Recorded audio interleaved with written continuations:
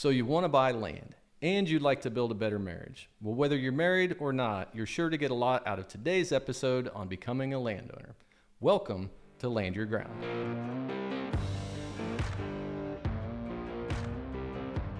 In today's episode, my wife Jackie joins us in studio again as we kick off a multi-part series on purchasing land, building a better marriage, and achieving all the rest of your dreams. Welcome to the studio, Jackie. Hi, thanks. I'm excited to be here for this one. I think we have a lot to discuss. We are going to get into some heavy stuff, I think, today. Yeah. This is good. This is a topic that we're kind of passionate about because we love helping young people, especially, right? We love mentoring some younger couples and all of that kind of stuff. And not necessarily that that's who is going to garner some pearls of wisdom out of today's discussion.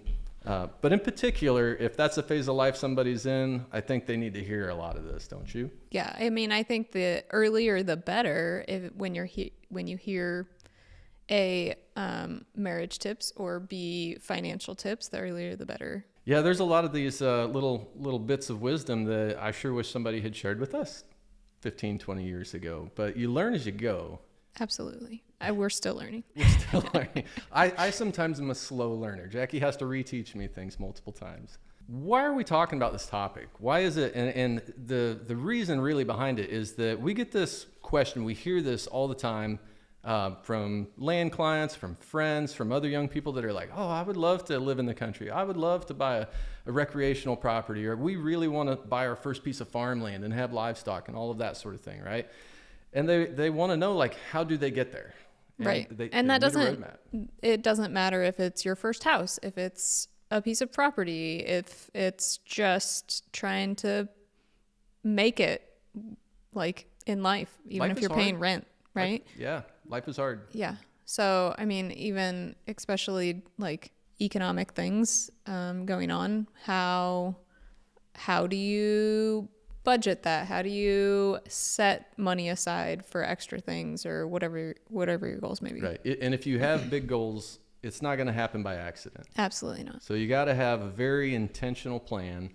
And we're just going to kind of share some tips of ours with you, and then some others from some mentors and some other well-known folks probably that we've kind of picked up along the way, or that we just align with. And we say, that's a really good message. That's what we've learned also. We agree with that. It resonates with us.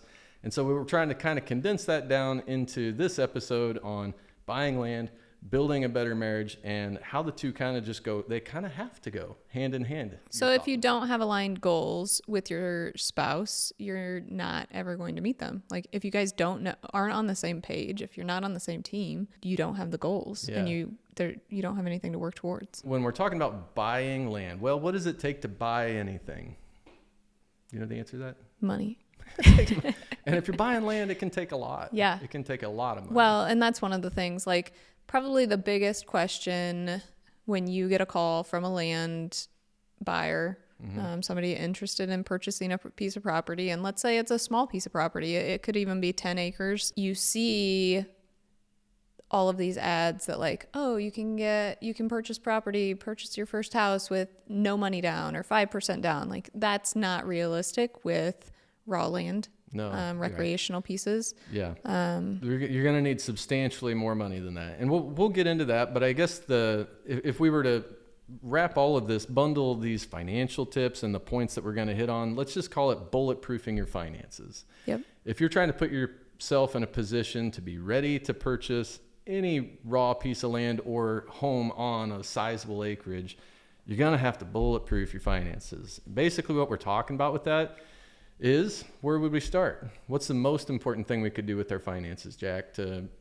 make sure that what are the limiting factors that are keeping somebody from being in a position to buy a property? Debt. It's the big D. So debt is the killer of so many dreams, and not just, purchasing a farm, but starting a business or, just anything that you want to move across from A to B in a major life goal. You can't get there when you're dragging this giant anchor of debt behind you. And same with your marriage. I mean, the two go hand in hand. Yeah. So we're going to talk finances, and then we'll get to the building a better marriage part and how the money aspect of it all comes into that. Yep. on reducing or eliminating consumer debt. We're talking about credit cards, we're talking about car loans, student loans, any of those silly things that we like to spend money on and then not really keep track of how much money we spent until we get a big bill. And if you're carrying a balance on a credit card, you're not in a position to buy land. No. You're just not. If you're making car payments, and especially more than one car payment, you're not in a position that you should be trying to buy land. That's a hard pill to swallow for a lot of people because they think, well, I can afford this. I can afford the monthly payments, right? I mean, we've been there. You know, at certain phase of life, you think like, hey, I can afford this new vehicle. I got a raise. I can do this. I can do that because the bank tells you that you can. Or because the car society dealership tells you that you can. Because the Joneses Right. told us that we could. We Right. saw them do it, right?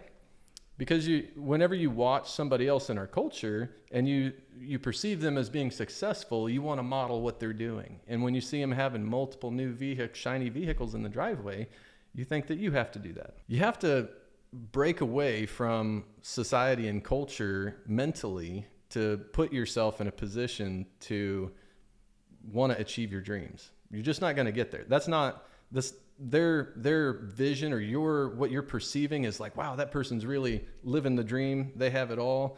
They really probably don't. 9 times out of 10, they just kind of want everybody to think that they do, or they're trying to enjoy life a little bit too much.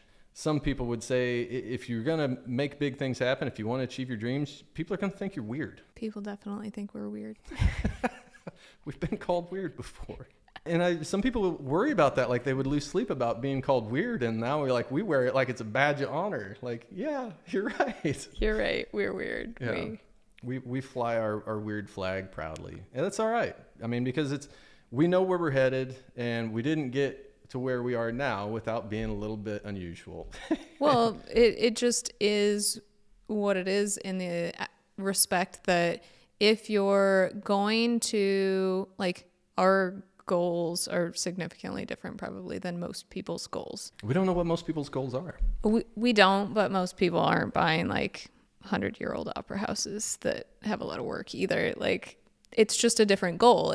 Having a different vision. Like, a lot of people's goals might be vacations. A lot of people's goals. I mean, we talked about that in the last episode. A lot of people's big investment goal might be that someday they're going to buy a lake house. Right. Have a second home to go vacation at, or a beach house or something. And that's, to them, that's their version of living the dream. So it's similar. Right. It's just how we get there is going to be a very similar path. Well, you can spend your money on whatever you want to spend your money on. We just like weird stuff. We do. Like opera houses. What would be the next thing would be putting yourself in a position to buy property is going to be savings. Right. So if you don't have a significant amount of savings, and this is different, this would be the next step to save for the down payment money. But to really bulletproof finances, we're talking about being prepared for adversity, being prepared for, a hard time, being prepared for a season of life that you didn't think was going to hit you, but all of a sudden it's like, oh boy, he or she lost a job, or oh my gosh, we're having another baby, or something, right? That life throws you a curveball, and now you're just like, well, how do we handle this financially? This wasn't in the formula. Right. Savings. How much do we need? I say it depends. Like, if you are in a household that has 2 jobs, like, that's a little different. Us, for example, like, our main income is from real estate, and that's like, we set aside a lot more than probably most people do, just because the market is different all the time. And so you don't know when necessarily, you don't get a paycheck every other week. So if you're self-employed, or if your income varies a lot, you really probably need more savings. Right. I would say at least 6 months. All of that comes from budgeting, and paying off your debt comes from budgeting, and having those hard conversations and hard looks at your finances. And it depends. When we say what our goals are, we have to know you're not going to save money for anything if you don't put a place for it. Like, if you don't have a goal that you're working towards, you have no goal to put your money towards anything. So you're saying like your monthly or your quarterly budget spreadsheet, you need a goal column. You need to allocate some money. You have to give that money a name, or it'll go away. I'm saying your goal first, you have to have a goal that's like, okay, I want to buy land. So to make that happen, we need to budget and make sure we pay off our debt first. And then we need to make sure that we put savings aside. But like, Right. A checklist. you have to have a checklist, a budget, like those steps towards. Go ahead and say it. Those steps towards making those goals happen. Otherwise, it's a dream. Like we have big lofty dreams, and we'd never get to any of them if we didn't have small goals that build towards them. 100% right. Yeah. So if you guys are familiar with the concepts that we're kind of indicating here, and Jackie almost said out loud, we're big fans of Dave Ramsey. I mean, Dave Ramsey's initial financial principles kind of got us on a start. Right. And we wouldn't say we necessarily adhere to every single baby step or every single part of his process and procedure, but definitely if you're looking for a good outline on how to get a handle on debt and how to get your finances in order, then he's as good a source as any to look to. Right. I mean, people might disagree with him on minor things, but I don't really think that anybody could be like, oh no, I think you should really go in debt. Like there are some. Robert There are Kiyosaki. some. There are two big financial whizzes out there that really believe that leveraging debt is the way to wealth. Leveraging debt because you can write off all of the in a business maybe, but in your personal life, I don't think there is anybody that. I mean, there are like I remember at some point like somebody telling us that like you need to get a credit card to put all of that on for your like so you can build miles or points, and it's like nope, you're never gonna build your way to wealth with airline miles. And Cabela's dollars do not equate to wealth. No. You can't borrow your way into wealth. It's just not like that. All right, so you got your down payment saved. At this point, we're talking, well, you have your savings saved. Now you're going to shift over to having down payment money. We talked about for a second there how much different it is when you're buying a raw piece of land versus when you're buying a residence. Now, why is that? Like, it takes 25 to 30% generally down payment money to buy a raw piece of land as opposed to a mortgage with a residential broker or a residential lender that you can buy a house with. The reason primarily is that a lot of our residential mortgages can be sold on the secondary market, right? And those have government subsidy dollars that help keep housing affordable for people. So the cost of borrowing for the roof over your head is going to be a lot cheaper. It's supposed to be. Well, and the likelihood of you defaulting on your main residence that your kids are living in, gotta have a roof over it's less likely than a recreational piece. Yeah. I mean, if you lose a job you're or more something, likely, it's just like your car, you're more likely to keep paying on your car than your boat and all of your toys. So there's more risk to lenders on a raw piece of land because Right. that'll be one of the first things you quit paying for if you're short on money. Yep. Yeah.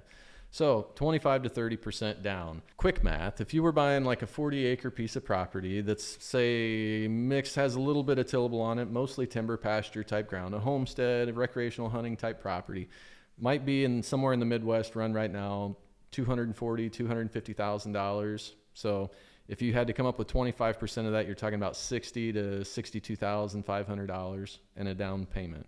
Then the rest of it, you're going to be borrowing the rest, which would be another $180,000-ish, right? Those can be manageable payments on a mortgage like that, on a 20-year note for the average working class person, or couple. But you have to figure out how that's going to fit into that budget. Right. If you're buying new vehicles brand new vehicles every 2 or 3 years, and you have $1,000 car payment, it's made up for your payment on your land. That'll make a farm payment, won't it? Right.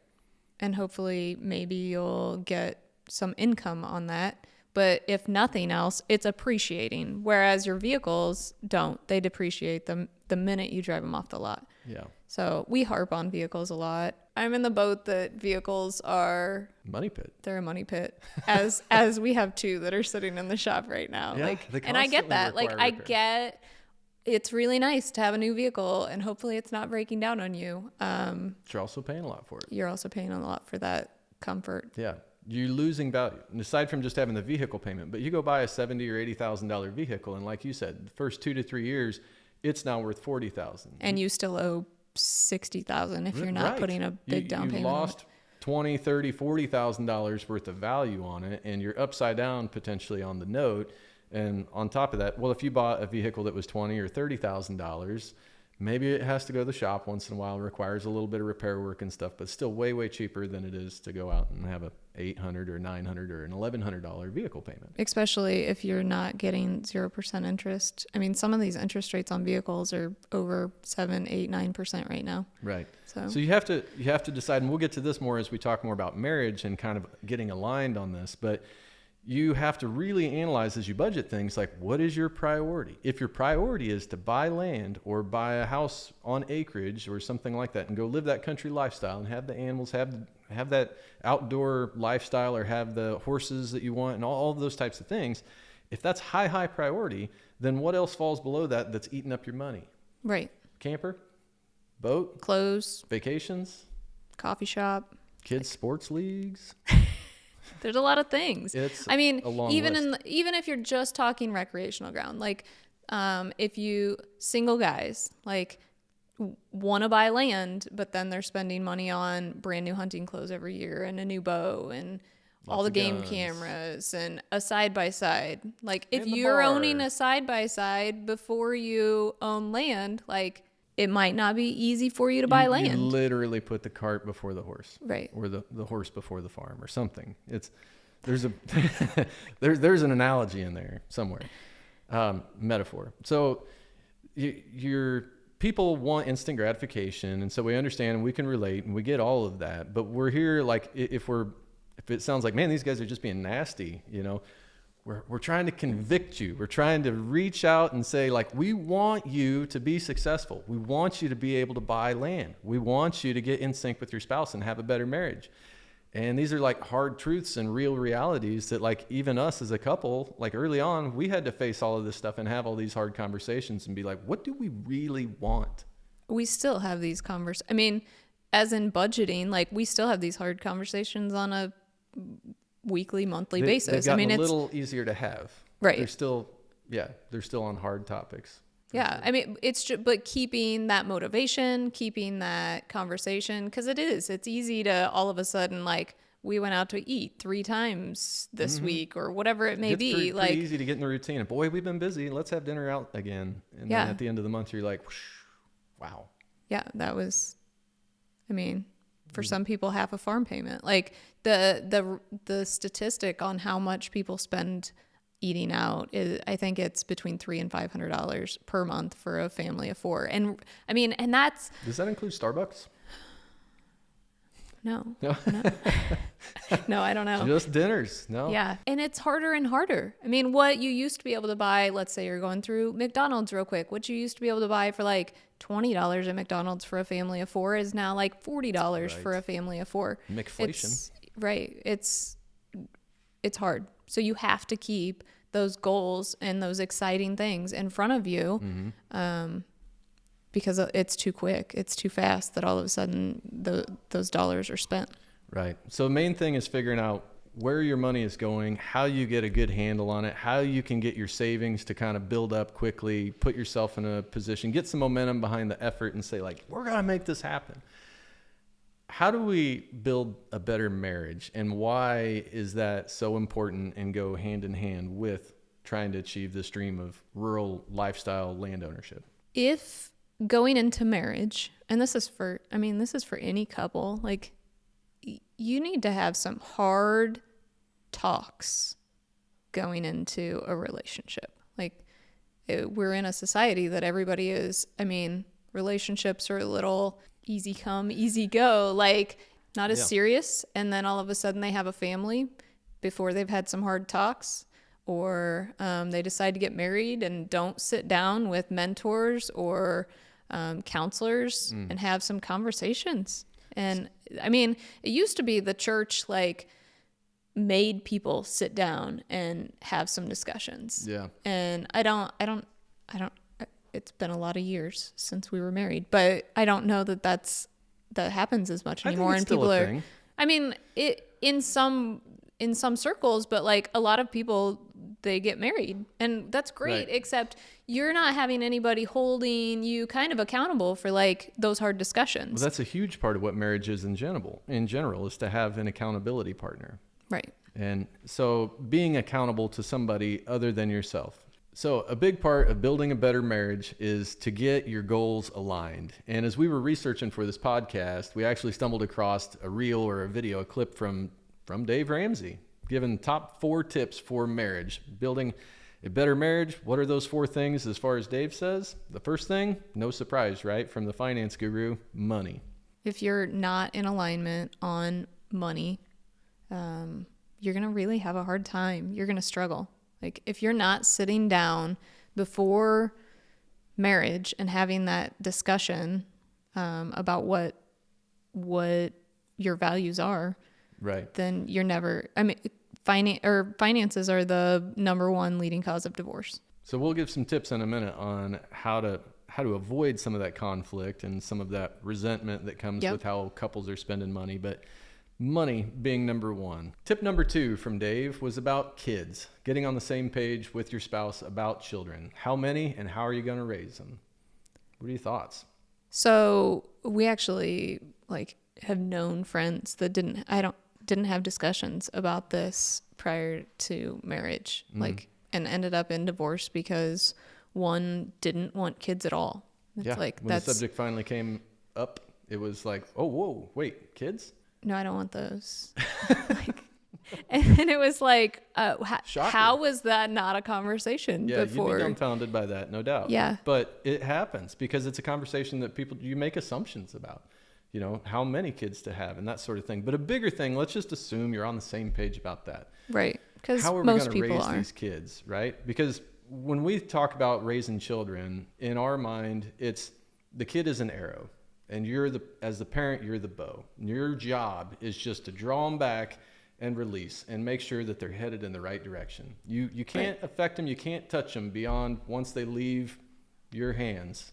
But while you have them, you aim, you put the spirit in them, you put the power behind them, and then you watch them go. And you're raising adults. You're not raising kids. Like we have children, but we're raising them to be adults, not raising them to be kids. So trying to raise well-rounded kids that aren't focused on one single thing, because it's easy. It can be easy to focus on all they don't mind focusing on like just video games or just this one thing or just sports or whatever it is. But if you really want your kids to get out there, you have to model that. You have to show your kids, and especially in finances.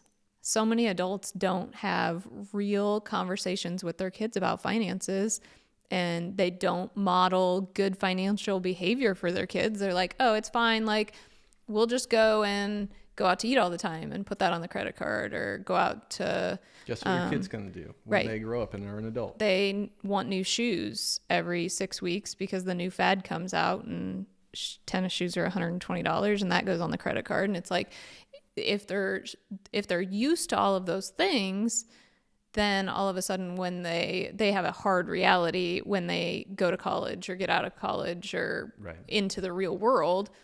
When they're their earner. Yeah. And they have these expectations of what life is going to look like. And they're like, oh, well, I need a new car. Well, no, actually, you're going to have to drive a beater because you don't have any money. So that's a hard lesson to learn. Yeah. The other important parts of modeling, though, as a parent, are that you're not always divided and headed different directions, which happens a lot. When you have multiple kids, it's like, well, how do we have them in all these activities? Well, and society tells us that we have to do all of these things. Right. Like if your kids never see two parents doing these things together, it creates a division in their mind that it's okay for a married couple to spend a tremendous amount of time apart from one another, and B, to constantly be headed in different directions, which then leads them to believe that they're headed for different goals. Yeah. And a lot of families are anymore. I mean, a lot of the goals and with land ownership, if the reality is that if, let's say, typically, not always, but typically it's especially in recreational ground, it's the man, the husband that wants to buy rec ground. And we hear that so much. Like, well, my wife, I really want to buy a hunting track, but my wife has no interest in it and she just wants to go shopping. And it's like, well, that's a discussion that you have to have. But that was a discussion you really should have had a long time ago. And if your goals are changing, like, you can't just expect her to like all of a sudden change all of the things that have always been done, but you have to work together. And it might be like, okay, this is my goal. Like, I'd really love to own some ground someday.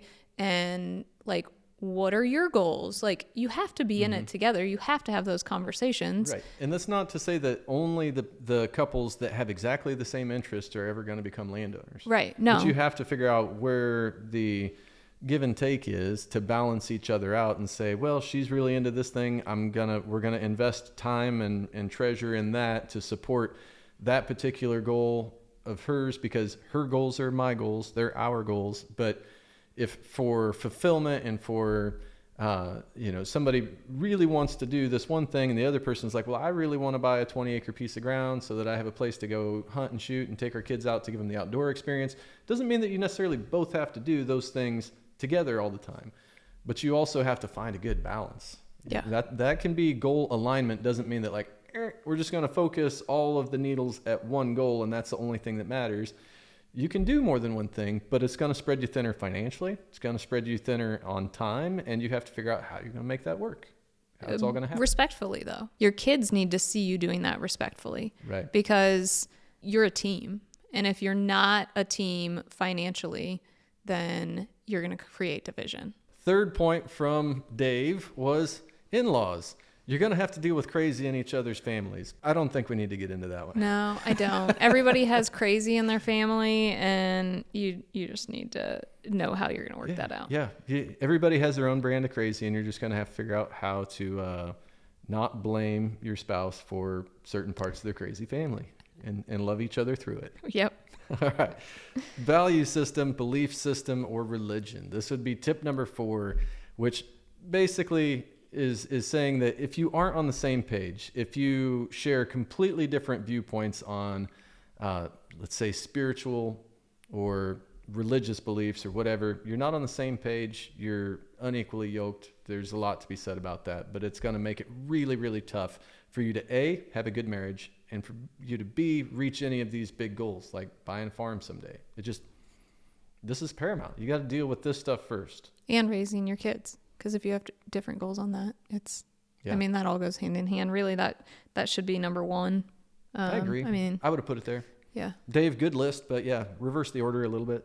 Back to getting on the same page financially, and you mentioned something to the effect of separate finances basically means separate goals. And you said about being on the same team. If you have separate finances, this is going to step on some toes. It is. I think this is probably one of the hottest topics we've discussed, but so many people have separate finances, his money and her money. And when you do that, it ends up undermining somebody in the relationship and creates trust issues and when you belittling and resentment, because somebody spends money on something and somebody, well, I'm not okay with that, and they get angry about it, but I guess then I can spend money on this other thing because what are they going to say? They spent. It's my money. Right. I earned this money. When you got married, his and her money became our money. We're strong believers in that. You chose not just a spouse, people, you chose a partner. You chose somebody basically to go into the business of life with. And you're going to do all things together. If your money goes into one pot, you're on the same team. This is my opinion. But if you have separate finances, you're not playing on the same team. It leads to a lot of people hiding things from each other. Yeah. Like things that they've spent money on, things that they're spending money on that they shouldn't. It just creates division, secrets. Right. Because there's no accountability, there's not full transparency. You can't keep each other accountable for like, wait, no, we have this goal. And spending money on these things that don't get us towards the goal or that aren't in the budget erodes away from our ability to reach our goal. it would be hard to not be upset by that or be hurt by that, right? Right. When you have your money all together in one kitty, it's like I can easily find myself spending money on dumb things that just like, oh, I'd really like to have a new gun, or I'd really like to have this or that or whatever. But I can't, because I chose to put myself in check by giving control of finances or oversight of our finances to the spouse. We're like watching everything that we do, and I can see whatever we're doing so that we both know. Like, there's no secrets. There's no need for secrets. But that's setting a budget too. It's easy to spend money when it's sitting in your account and it doesn't have a place to go. Well, it's amazing how when you're on the same page and you have that accountability partner, it'd be the same as like working out or dieting or whatever. When you have that accountability partner, you will have a lot more money. Mm-hmm. It's amazing how it doesn't just up and disappear as quickly as when you're just like, I have it, it's all mine, and nobody knows what I'm doing with it, and I'll buy this coffee every morning on my way to work if I want to, or I'll do this or that with it.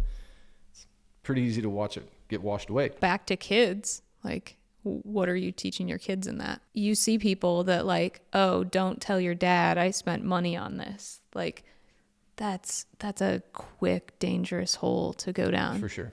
Another tip here on keeping in alignment with your spouse is communicate frequently about your goals. How often do we talk about our goals? I mean, probably too much, but we have a lot of. There's a lot of them. We got to talk about a lot of them to keep track of them. Right. We have a lot of dreams, I guess, that are slightly unusual, that might not be the same. Well, what would you tell somebody who's 25 to 35 years old, in their first 5 years or so of marriage, and they've got a couple of big goals too?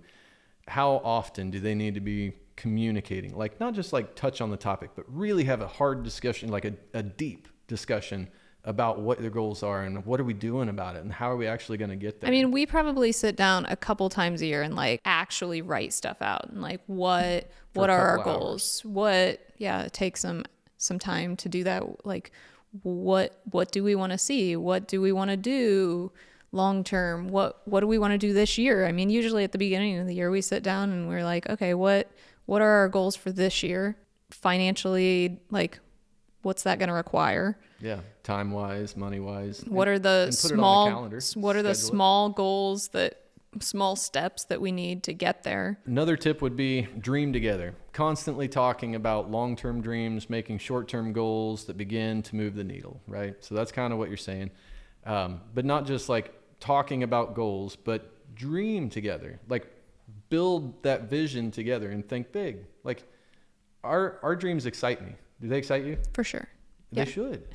You know, like, why else are you doing it? Like, it is pick your passion. And if we're going to buy a 160 acre piece together and have horses and a big garden and we're going to have cattle, or we're going to farm or whatever. Or we're going to buy a house together. Yeah, I mean, especially for young or no acre. I mean, whatever it is, like, if your goal is to buy a house and go on a vacation this year, or whatever that looks like for your individual family, you're not going to get there by chance. Like, it's not just magically going to happen. Another tip, and this is something that we see some of our mentors doing a whole lot better than we do, but pray together. We pray over things, like, individually. I don't know that we're great at praying together, like sitting down, taking time, and praying together over things, which leads back to our last tip, which is spending time together. Quality time. We're really terrible at that. We're together all of the time, which maybe that's part of it is off and on throughout the day, we typically see each other.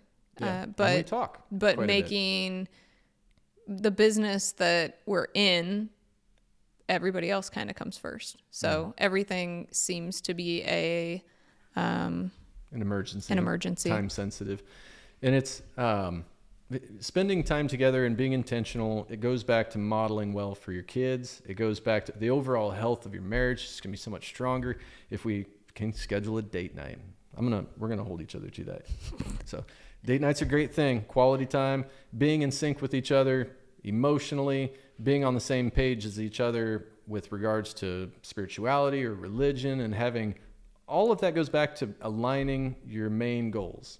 And if you guys are on the same page with all of these other things and you're communicating with your spouse regularly about what those goals are, how are we going to get there? Let's do this together as a team. We're tracking together on our finances. You'll get there. Buying land is not an insurmountable task for anybody in America, really. If you just really focused, if that were high on your list of goals, and you have a partner to do it with, guess what? You double your chances of success, in my opinion, versus doing it alone, or trying even way better than trying to do it in tandem with somebody who is headed the other direction with things. Yeah, against your spouse. You have to work together. All right, Jackie, what's your number one take home from today's episode? Aligning your goals. So whether that be finances, marriage, kids, all of it, aligning your goals, having those conversations, having those hard conversations. Married, not married, like been married for 30 years, having those conversations with each other and communicating well. There you go. Couldn't agree more. Well, I couldn't have said that better. If you want to hear more about our land story, just go back and watch episode 8. Stick around for part 2 of the series with Jackie and I on buying land. And like and subscribe to join our tribe. We'll see you next time on Land Your Ground.